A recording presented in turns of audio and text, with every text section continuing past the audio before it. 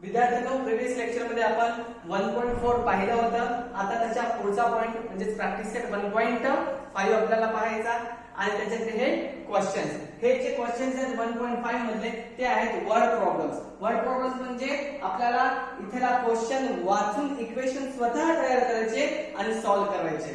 आता पण इक्वेशन आपल्याला ऑलरेडी तयार करून दिलेले होते, फक्त सॉल्व्ह करायचे होते. पण वर्ड प्रॉब्लेम मध्ये इथे क्वेश्चन सेंटेन्स वाचणे आणि स्वतः इक्वेशन तयार करणे. तर पहा क्वेश्चन आहे आपला, 2 नंबर्स डिफर बाय 3. म्हणजेच काय, दोन नंबर मधला डिफरन्स 3 चा आहे. दोन नंबर मधला डिफरन्स म्हणजेच काय, फरक कितीचा आहे, 3 चा आहे. त्याच्यानंतर the sum of twice the smaller number and thrice the greater number is 19. जो लहान नंबर आहे, स्मॉलर म्हणजे लहान, लहान नंबरचे ट्वाइस आणि ग्रेटर नंबरचा थ्राइस यांची सम आहे 19. तर आपल्याला त्या नंबर्सला काढायचं आहे. तर काय करायचं, फक्त एक एक सेंटेन्स वाचायचं, एक एक कंडिशन वाचायचं आणि त्याच्यावर इक्वेशन आपल्याला तयार करायचं. तर पहा, द 2 नंबर डिफर बाय 3. दोन नंबर मधला डिफरन्स कितीचा आहे, 3 चा. असा आपला फर्स्ट कंडिशन आहे. आता आपल्याला दोन नंबर माहित आहेत का, ते 2 नंबर्स माहित आहेत का, नाही. मग आपण लेट मध्ये घेऊया. लेट तर डिफरन्स मध्ये एक ग्रेटर असणार आणि एक स्मॉलर असणार. Let the greater number, let the greater number, greater number घेऊया आपण विद्यार्थ्यांनो x. The smaller number, smaller number घेऊया आपण y. Greater number x, smaller number y. Bye given condition, bye given condition आपल्याला कंडिशन काय सांगतात, चांगलं वाचा बरं, की यांच्यातला डिफरन्स कितीचा आहे, 3 चा. डिफरन्स म्हणजे सबट्रॅक्शन. डिफरन्स म्हणजे काय, सबट्रॅक्शन. पहा, हा ग्रेटर नंबर x, हा स्मॉलर नंबर y, यांच्यातला डिफरन्स म्हणजे कोणता साइन आहे ना, सबट्रॅक्शनचा. Greater number x, smaller number y, यांच्यातला डिफरन्स आहे 3 चा. हे झालं आपलं equation number 1. Greater number, smaller number यांच्यातला डिफरन्स 3 चा. हे इक्वेशन आलं. नेक्स्ट पाच आता condition, the sum of twice the smaller number. Smaller नंबरची twice by second condition, by second condition. वाचा बरं विद्यार्थ्यांनो, सेकंड कंडिशन रीड करा. The sum of twice the smaller number. Smaller नंबरची ट्वाइस. पहा, स्मॉलर नंबर कोणता होता आपला, y. याची ट्वाइस, ट्वाइस म्हणजेच काय होणार, 2y. ट्वाइस म्हणजेच काय, 2y. स्मॉलर नंबरची ट्वाइस म्हणजे 2y. Thrice the greater number. Greater number आपला कोणता आहे, x. त्याची थ्राइस म्हणजे काय होणार, 3x. बघून घ्या. द सम ऑफ, सम म्हणजे ऍडिशनचे साइन, पहिलेच लक्षात ठेवा. सम म्हणजे ऍडिशनचे sign. Twice the smaller number, smaller number आहे y, त्याचा ट्वाइस म्हणजे 2y. Thrice the greater number, greater number आहे x, त्याचा थ्राइस म्हणजे 3x. आणि यांचं सम, सम म्हणजे प्लस करणे, ऍडिशन करणे. किती आहे आपल्याला, 19. हा झाला equation number second. Equation number second म्हणते the sum of twice the smaller number and thrice the greater number is 19. एवढं इक्वेशन आलं. आता याला सॉल्व करा. From equation 1 and 2. From equation 1 and 2. पहा 1 इक्वेशन काय आहे, first x minus y is equal to 3. Again 3x plus 2y is equal to 19. याला आपल्याला सॉल्व करायचं. कसं सॉल्व करतो विद्यार्थ्यांनो, पहिले पेयर चेक करा, कोणती पेयर सारखी आहे का, कोणतीही पेयर सारखी नाही. जर पेयर सारखी नसेल तर काय करणार आपण, खालच्या नंबरने वर आणि वरच्या नंबरने खाली मल्टिप्लाय करणार. बरोबर आहे ना विद्यार्थ्यांनो, खालच्या नंबरने वर मल्टिप्लाय करा आणि वरच्या नंबरने खाली मल्टिप्लाय करा. 3 ने वर आणि इथं काही नाही म्हणजे 1 ने खाली, इथं काही नाही म्हणजे 1 असतं. 3 into x 3x, 3 into y 3y, 3 3 जा 9, 3 1 जा 3, 2 1 जा 2, 19 1 जा 19. आधी काही पेयर सारखी आली. आता याला कट करायचं, कॅन्सल करायचं. कॅन्सल करायसाठी त्याचे साइन आपल्याला चेंज करावे लागतील. हा मायनस, हा पण मायनस आणि हा सुद्धा आपला मायनस. 3 आणि 3 काय झाले, कॅन्सल झाले. -3 आणि -2 दोन्ही मायनस असताना मायनसचा साइन देतात आणि दोघांची ऍडिशन करतात. -5y 9 minus 19 minus 10. आता y जशाला तसा -10 जशाला तसे हे मल्टिप्लाय मधले -5 तर -5 आणि y यांच्यामध्ये आपल्याला कोणतेही चिन्ह दिसत जरी नसेल तर त्याच्यामध्ये मल्टिप्लायचं साइन असते. तर मल्टिप्लाय मधलं -y इथं कुठे येणार? डिव्हिजन मध्ये येणार. 5 ने 10 ला डिवाइड करा. 5 म्हणजे 5 5 टू 10. y ची व्हॅल्यू काय झालेली आहे आपली? 2 आली. आता ही व्हॅल्यू इक्वेशन नंबर 1 मध्ये ठेवा. Put the value of y into equation number 1. काय विद्यार्थ्यांनो equation number 1 x y is equal to 3. बरोबर आहे. x ला x मायनस ला मायनस. y ची व्हॅल्यू पहा काय आहे? y ची value 2.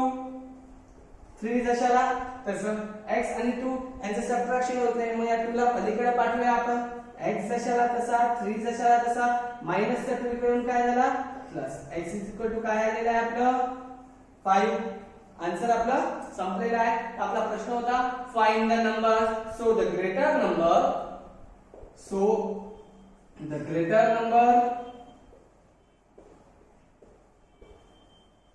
Is equal to x. Greater number आपला x च होता आणि x ची व्हॅल्यू काय आलेली आहे 5. द स्मॉलर नंबर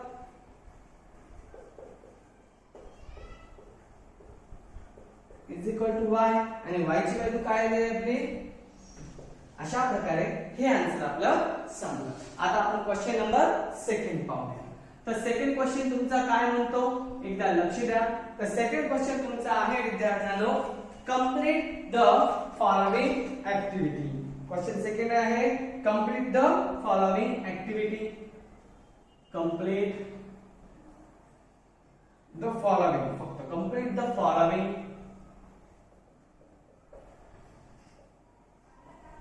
आणि त्याच्यात आपल्याला दिलेला आहे an rectangle. एक रेक्टँगल दिला आपल्याला असा आणि तो म्हणतो की I am rectangle.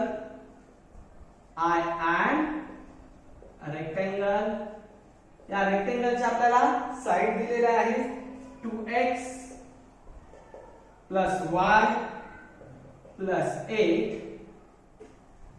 4x minus y. इकडली side दिलेली आहे 2y आणि लेफ्ट हँडची दिलेली आहे x plus 4 आणि सांगितलेलं आहे find the values of x and y. Find the values of x and y. Find the values of x and y. x आणि y च्या व्हॅल्यूज आपल्याला फाइंड करायच्या. त्याच्यानंतर find my perimeter and area. Find my perimeter and area. Find my perimeter and area. असा आपला हा second question आहे विद्यार्थ्यांनो. तर याला आता आपल्याला सॉल्व करायचं आहे. तर पहा अत्यंत सोपा आहे. Complete the following. हा आय एम रेक्टँगल म्हटलेला आहे. तुम्हाला माहितच असेल जो रेक्टँगल असतो रेक्टँगलच्या अपोजिट साइड इक्वल असतात. The opposite side of rectangle are equal. The opposite side of rectangle are equal. हा रेक्टँगल आहे. रेक्टँगलच्या अपोजिट साइड इक्वल असतात. इक्वल म्हणजे समान असतात. म्हणजे ही साइड, ही वरची साइड आणि ही खालची साइड कशी यायला पाहिजे? समान यायला पाहिजे. त्याच प्रमाणात ही राइट साइड आणि ही लेफ्ट साइड ही पण कशी यायला पाहिजे? समान यायला पाहिजे. एवढं आलं लक्षात. हा रेक्टँगल आहे. रेक्टँगलच्या अपोजिट साइड कशा असतात? इक्वल लेंथच्या असतात. तर पहिले ते वाक्य लिहू. द अपोजिट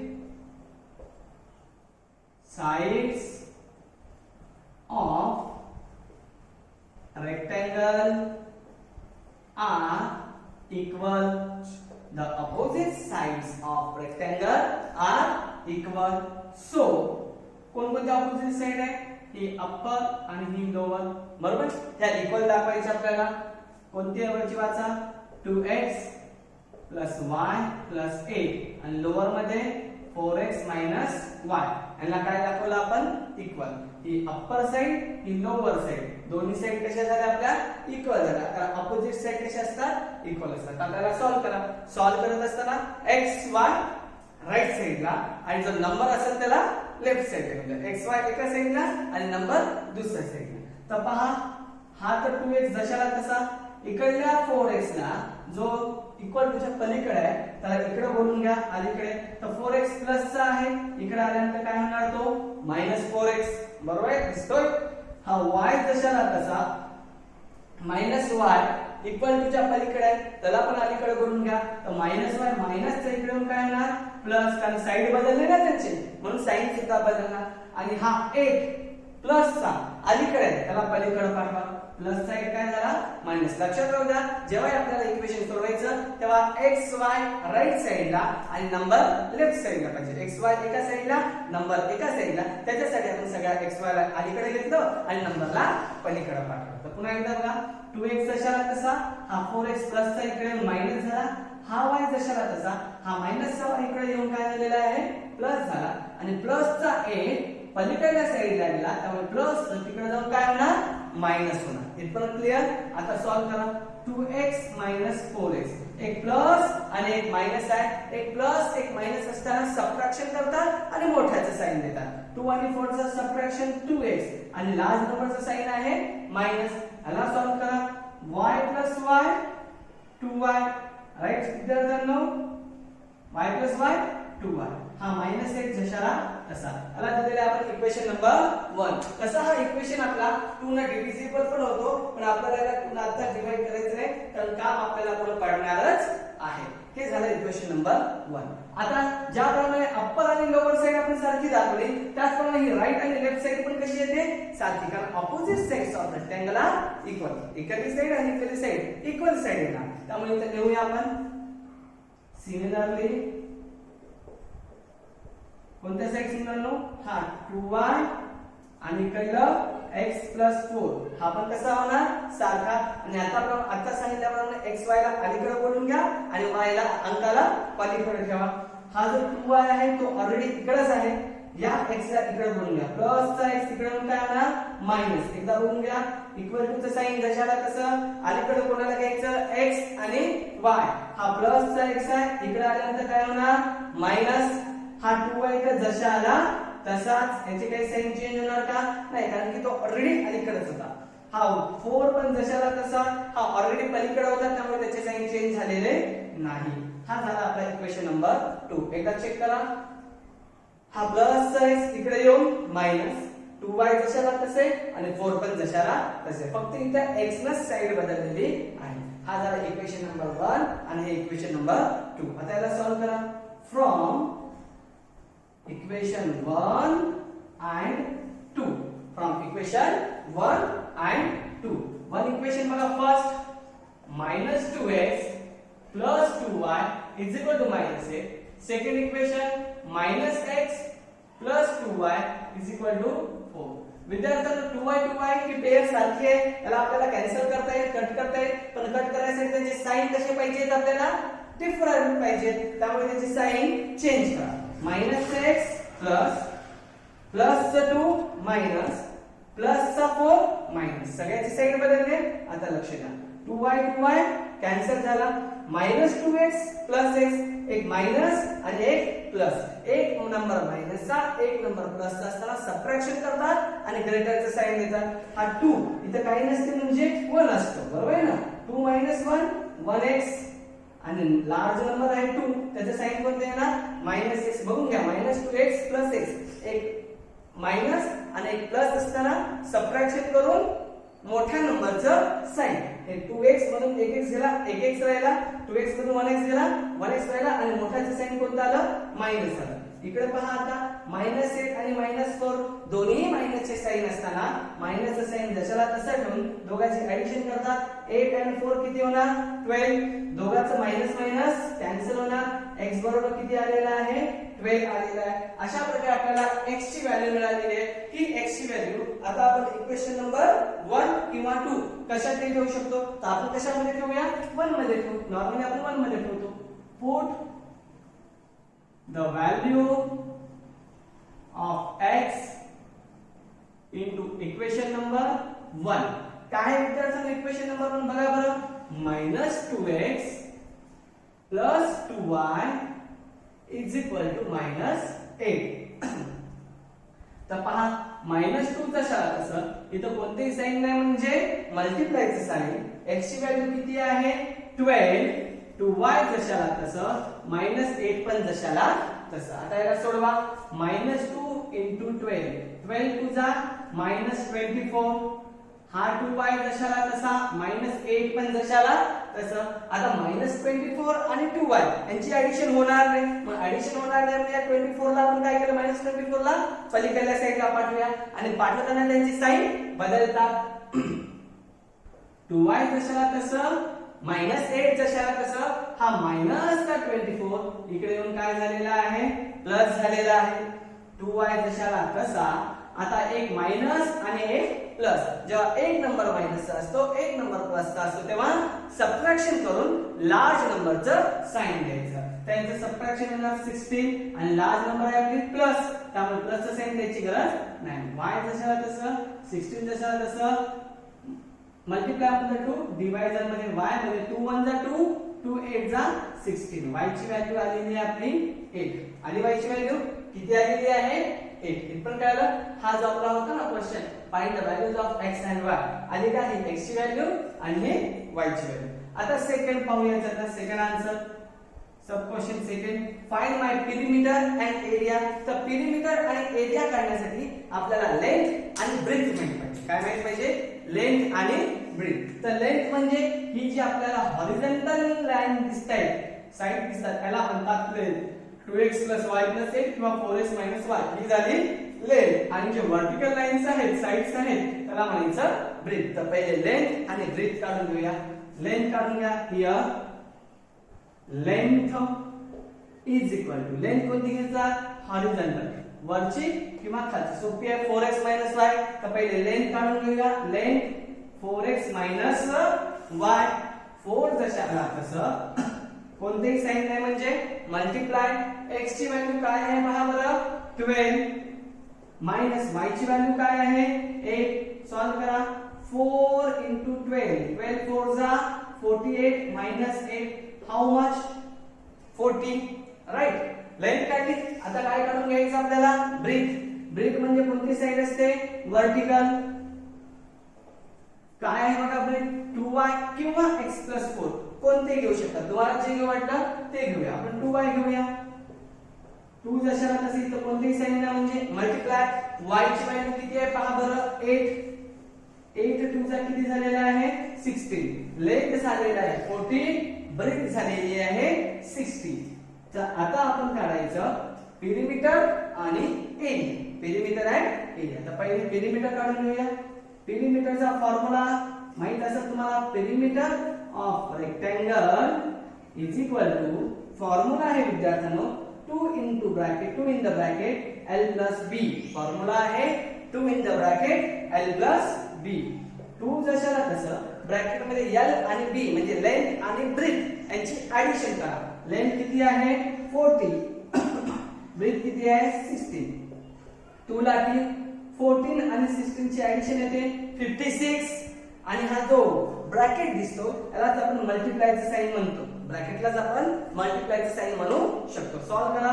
2 into 56 112 युनिट्स म्हणजे 112 units. So perimeter of rectangle is 112 units. हा आला आपला आन्सर पेरिमीटर. त्याच्यानंतर आपल्याला काढायचं विद्यार्थ्यांनो एरिया ऑफ रेक्टँगल. काढा एरिया ऑफ रेक्टँगल. माहिती आहे तुम्हाला फॉर्म्युला एरिया ऑफ रेक्टँगलचा फॉर्म्युला असतो L into B म्हणजे length into breadth. Area of रेक्टँगलचा फॉर्म्युला L into B म्हणजे लेंथ इनटू ब्रेथ. सांगा विद्यार्थ्यांनो लेंथ किती आहे आपली पहा 40 इनटू ब्रेथ किती आहे आपली पहा ब्रेथ आहे 16. याला सॉल्व करा. 640 स्क्वेअर युनिट्स. लक्षात घ्या जो एरिया आहे तो स्क्वेअर युनिट असतो आणि पेरिमीटर जो आहे तो नुसता युनिट असतो.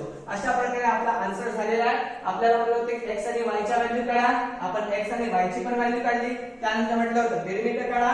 पेरिमीटर सुद्धा काढलं. त्यानंतर म्हटलं होतं एरिया काढा. एरिया सुद्धा आपण काढलेला आहे. हा आपला सेकंड आन्सर इथे संपलेला आहे. आता आपण थर्ड क्वेश्चन पाहूया. Now students, let's see question number 3.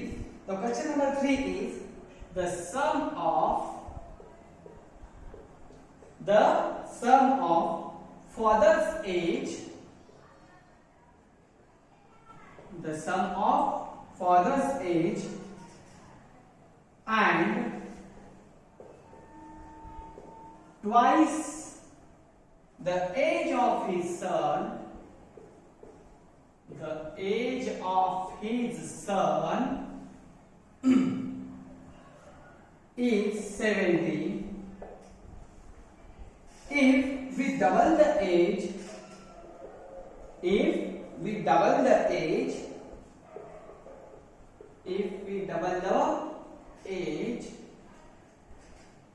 of father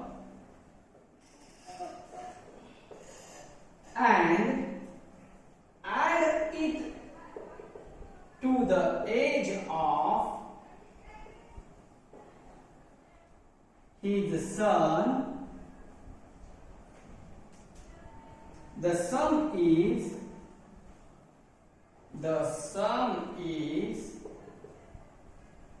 95. Find their present age.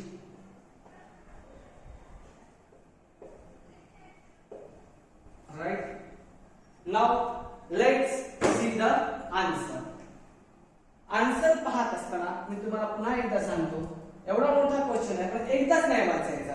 याच्यातला एक एक वाक्य एक एक कंडिशन पाहून इक्वेशन तयार करायचा प्रयत्न करा. तर काय सांगितलेलं आहे, the sum of father's age and twice of his son is 70. फादरचं एज आणि सनचं ट्वाइस या दोघांची ऍडिशन सम किती आहे म्हणे 70. आता मला सांगा, आपल्याला फादरचं एज माहिती आहे का? नाही. सनचं पण एज माहिती आहे का? नाही. म्हणून काय करू, फादरच्या एजला आपण x स्क्वेअर बघूया आणि सनच्या एजला आपण y बघूया. लक्षात आहे, आपल्याला फादरचं पण एज माहित नाही आणि सनचं पण एज माहित नाही. त्यामुळे फादरला आपण x स्क्वेअर आणि सनला आपण y बघूया. एवढं आलं लक्षात? Let the present age of father is equal to x years. x years इथे years लिहून टाकूया सोबतच.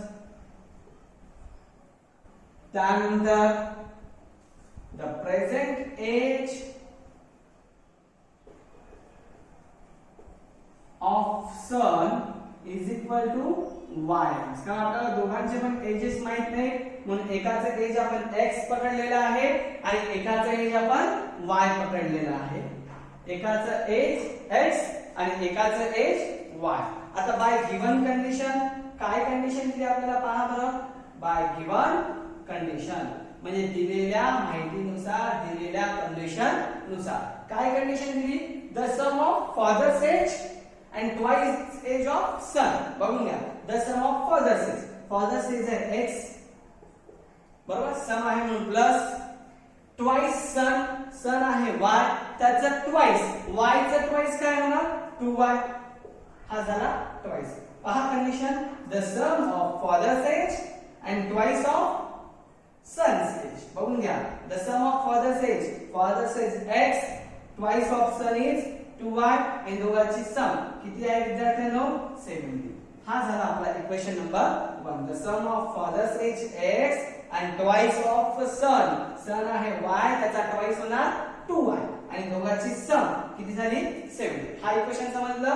फादर्स एज आणि twice of son is, the sum of father's age and twice of son is 70. Now second condition. By second condition,